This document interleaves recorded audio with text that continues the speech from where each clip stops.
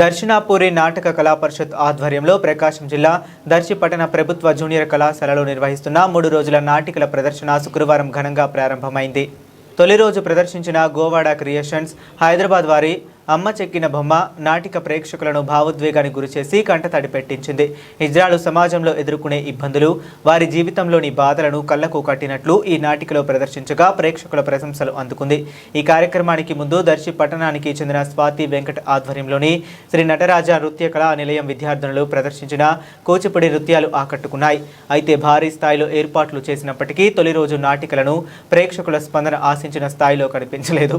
ఈ 3 రోజుల నాటికల నిర్వహణ కోసం లక్షలాది రూపాయలు చందాల రూపంలో సేకరించినప్పటికీ కళా ప్రాంగణంలో ప్రేక్షకులు తక్కువగా కనిపించారు.